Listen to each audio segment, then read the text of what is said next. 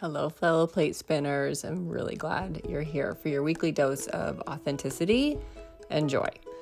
I'm Selena Johnson, and your guide through this chaos of busy lives. In each episode, we unpack real tools to conquer overwhelm and dodge burnout. It's all about creating space for what truly matters.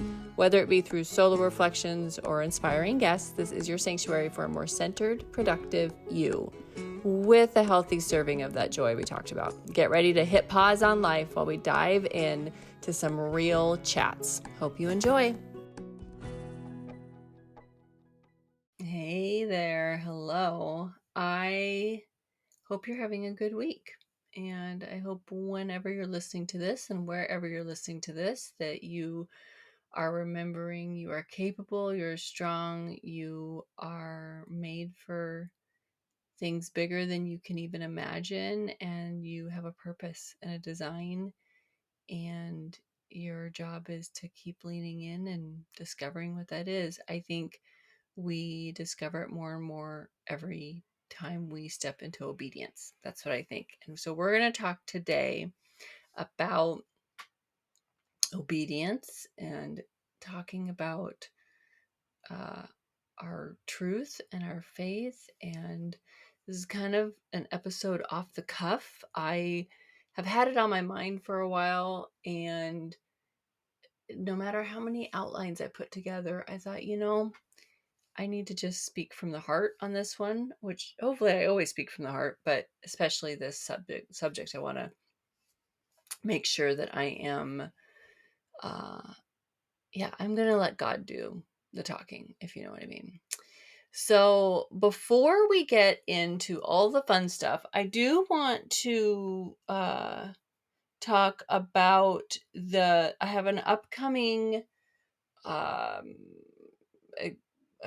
offering program. I don't even know what words I need to say right now. I can't. Maybe I shouldn't do evening recordings. I should do morning recordings. I think I just decided. But in March, I am going to be starting again. I did it before. I'm going to be doing it again, which is a gut health protocol or gut health program.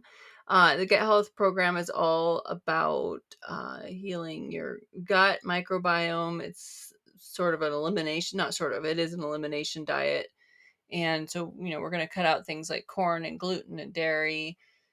This is the avenue I went to discover I'm gluten-free, dairy-free. But I have found myself getting a little loose with it and not focused in the area of nutrition for myself. And so I'm inviting you, if you are interested in doing that with me, let me know. If you are already one of my people in the Fit for Joy community, we can just talk about making sure you've got everything you need for it. If you have not enrolled with me or joined me yet, you can, come see me, come chat with me about it, and we'll see if it's a good fit for you. Okay, so let's get into this conversation, which I'm very much looking forward to.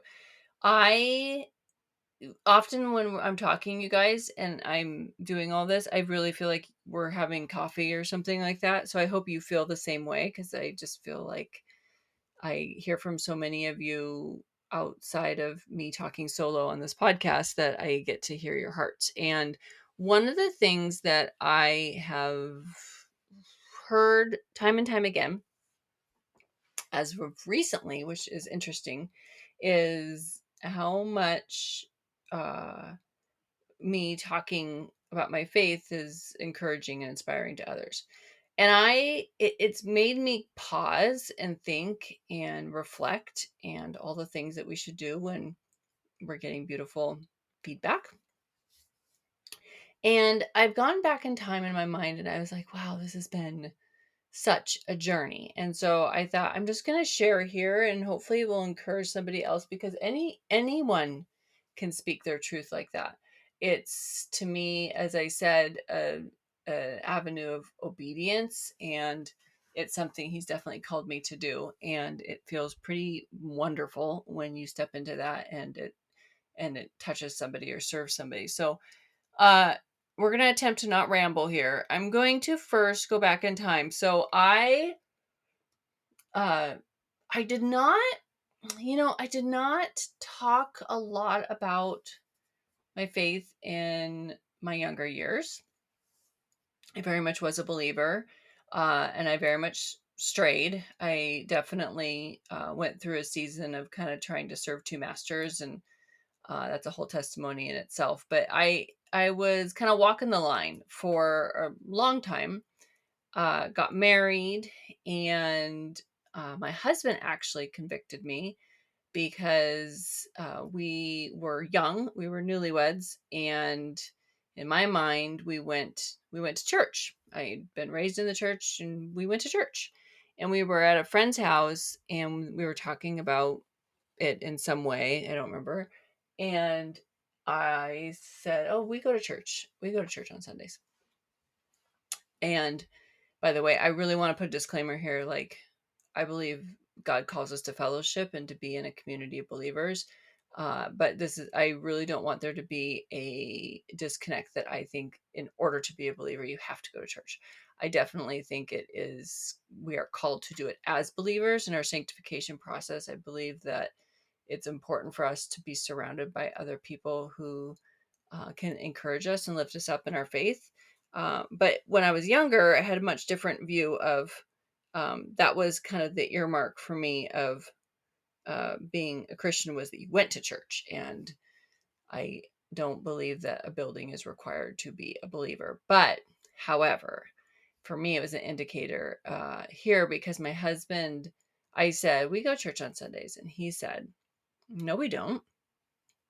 And he wasn't saying it like coming down on me or being like, I don't he wasn't saying it any other way than like a fact. And it was kind of in that moment that I was like, whoa, what kind of example am I setting in our marriage? And also what lie am I telling myself? He's right. We don't. And it was kind of in that moment, I guess, if you will, where I thought, oh, if I'm going to be a light and an example, and if I'm going to be saying that I follow Jesus, but yet I'm not surrounding myself with others that do, like, I was convicted by that. And I know it was a moment the Holy Spirit used, and at that point, that's when I started leaning in after many years of kind of waffling. And so I am grateful that my husband was honest with me, and I'm grateful that I heard. And that was just the beginning, but many years ago. So that's been now 24 years ago. And I uh I started going to Bible study, and we definitely were going to church more regularly. And we've spent years, often I'll go and he doesn't. Uh and that's just been a whole journey of what it looks like for me to have a faith system, a faith that uh is my own, and that I am not looking to others to uh, do it for me, but that I am leaning into my relationship with God. I hope I'm articulating this well, but in my mind, it's all I know what I'm trying to say. So hopefully you can translate, Selena. Uh, I then spent years, going to Bible study, uh, many opportunities in life to uh, learn to rely on him. We've gone through so much with my health and my body functioning the way I needed it to, and pining and aching for babies. And my husband had been laid off a few times in contract work, and you know deaths and births, and so much, right? And I definitely had seeds planted and faith built, and my journaling, I know there have been moments that have turned me upside down in a beautiful way, and it's all been building blocks in my faith, I believe. I know that God has used these moments to be my stones of remembrance, and it has been a catalyst for me in my journey to continue on. And then I was trying to think about like when it shifted to me talking about Jesus so much. Like when did it shift for me for it to go from this private building up of faith with some close friends around to I'll just go ahead and tell anyone what my truth is. And and uh and what has that, I guess, evolution been for me? And it's been kind of fun to look back on and realize. But so that took us into early babyhoods. I have little ones. Am I know that I would not have them without my Jesus. I know I would not have them with his hand on my body, or his hand in my in our uh walk. Over that time, Chad's faith has been built. It has been a beautiful, beautiful thing. And so I don't know, gosh, well, I would tell you it's about 8 years ago now I started my health journey. And that really came from a place of desperation. I had been in a pretty dark season of overwhelm and burnout. I had these beautiful babies that I had wanted my whole life. I had this amazing husband and this beautiful home and, my dream job. And, it all felt very right. Everything, like, it was exactly what I had prayed for and hoped for. And, and yet I was discontent. And it was through that process that I realized and learned that, oh, there's more here for me. Like I'm just scratching the surface of where he wants me to go. And I started taking care of myself and, as we do, bought a smoothie machine, going for walks, getting movement, getting to a place where I could feel connected again to him and to those around me. And, I'd really been in a place of bitterness and anger and frustration. And yeah, it was a rough season. And as I came out of that, I uh, started realizing that I was still holding areas of my life away from God, that I didn't think He wanted to be involved in my health journey. I didn't think that He needed to, I didn't think that like my fitness should be prayed over. I didn't think that I should bring Him into my nutrition or anything like that. And He led me to a book called Breaking Busy, which is like probably my first foray into, is that the right word? I'm gonna act like it is, into personal development. And in that book, it intersected our faith. It's by Allie Worthington, one of my favorite authors, and I'm I'm appealing to her often to come on the podcast, so hopefully that'll happen. But Allie Worthington wrote this book, Breaking Busy, and it was, really about, how we should invite him into helping us pause, and which is so funny because now years later, that's like my whole anthem, which is hysterical. I From that moment went into apparently this episode's going to be all about me, but I promise I have a point. So that is when I started really incorporating my fitness and my faith, my health journey with my faith. And I started bringing him into all of it. And I started letting him be a part of the process and partnering with him in taking care of myself and becoming a vessel for him to use. And it's just this really beautiful journey. But yet still, I wasn't necessarily like talking about my faith all the time. I just was living in it, right? And that is when I became a coach, when I decided to start helping other people with their health journey. I love how God just gives us one step at a time. When I started taking care of myself, I had no idea I would even be good at or want to help other people do the same thing. But it just became very organic that like I had people in my life asking what I was doing because it was working and I was feeling better and I was acting different and I was whole, if you will. And I know it was all encompassing my journey with my walk, and it just felt good and right. So I wanted to share that with other people, and I became a coach and helping other people do the same thing. And it's really that I will say this is now where the journey of me speaking of my faith took shape. And so part of what I did is I started showing up on social media about 6 years ago now. I started showing up on social media, and when I say started showing up on I was terrified to the core, and it was painful. Like, that's the best word for it. It I was so scared. And when I look back and realize, like, what was I scared of? Because I started talking about my fitness and I started talking about how I was feeling amazing and I started talking about all these things.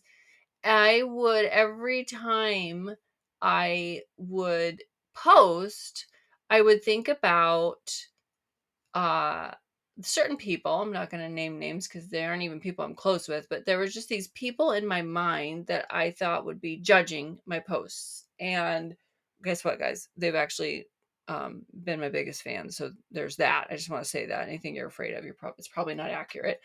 So I really was so hesitant when I would post, and I would worry about it, and I wouldn't know quite what to say, and I knew what I wanted to say, but I would, edit every word, and I would be so careful and so constructed, and none of it contrived, but I would just edit like crazy because I didn't want to have anything misunderstood or appear narcissistic or egotistical or anything like that. That was like a real fear of mine, is to like, how are people perceiving me as I do this? Uh and this is where all the magic started to happen, because I could feel God calling me to talk about the thing that really really is the thing that worked for me, which is he was involved in my journey. Not just that I found a workout program that works, which it does, and I found nutrition that works, it does. But the thing that changed everything for me was that he was a part of it and I invited him into it. And so I would start to breadcrumb and share a little bit about my faith, a little bit about God. I would kind of uh, breeze over it, if you will, and and it still, like, it just felt odd to me. Like I couldn't just put it out there, and that is something that um I was ashamed of, because I could feel myself not shining a light on really the answer, which is him. He's the source of all of it. And all the programs in the world are nothing compared to what he can do in our lives. And so over time and a lot of prayer and a lot of trying, I would start to feel more and more comfortable in speaking about him and who he is to me and what he's done for us. And and this is what I wanted to encourage somebody with, because I would start to, well, I did pray over every single post before I would hit share or post. I would, like, God, is this what you're wanting me to share today? Is there somebody that needs this message, or is there something else that I'm supposed to be doing? And I'd start to bring him into that posting process, into that sharing process. And that led me to getting braver and to leaning in more, and to also, guys, not care so much about what the person on the receiving end might think about me, knowing this is my truth. I don't want to be on social media and not shouting from the rooftops the magnificence of my creator. Like, I know now after 6 years of doing this over and over and over and over. I went and looked the other day. I think I have like 3,000 Instagram posts over 6 years, right? That's a lot. And it's possible because even if I look at it, I think that's like a post a day at least for 6 years. That's a lot, right? And if I think about the evolution, it's not that I just started one day talking about God. I mean, I had to wrestle with it. And then I had to just do it. And then I had to just trust. And then now you guys, it's who I am. He has made me this way. He's given me a voice to speak his truth out to the world. And every single time, I don't know how to describe it, guys.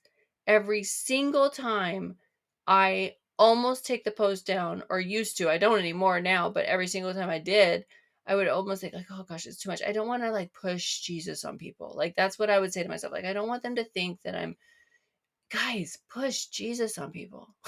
Like every single time I would get somebody who'd send me a message and say, this is exactly what I needed to hear. Thank you for sharing this. And that has nothing to do with me because it was God's words every single time. And as I had proceeded down this path of not not just like making it a point to share the gospel message or to share who Jesus is or God is, it's the point is to live out my truth out loud. It is to know that this is what I believe. This is what works for me. This is what is true for me. And if that is for someone else, I want them to feel brave enough to accept it and receive it and speak of it themselves. And the other thing is, everyone needs Jesus. So if I'm sitting over here just kind of keeping it to myself and living my faith journey behind the scenes, how am I sharing who he is with others? And I think if you've been around long enough now with me, if you follow me on social media, if you are here on the podcast now for, a time, you know my heart. And I spent so many years of this always questioning if people knew my intention and my heart. What will they think? How will they perceive me? But I am here to tell you, it is the most important for you to know your heart, you to step into obedience with him, and you to take ownership of what he's calling you to do. It's not up to other people. They're on their own journey, their own path. And I love all of you, but my God is calling me to speak my truth. I'm going to do that. And no one's going to hinder that because it's what he's called me to do. Now, not all of you are going to have a podcast. Not all of you are going to even be on social media posting. This isn't my declaration that everyone should be out posting on social media. But what about the neighbor that you walked by on the street? What about the person at the grocery store? What about your kid's teacher? Like, how can you shine for Jesus today and do it in a way that's organic to who God created you to be? I get excited every single time I think about how far I've come in just the comfort level of talking about God.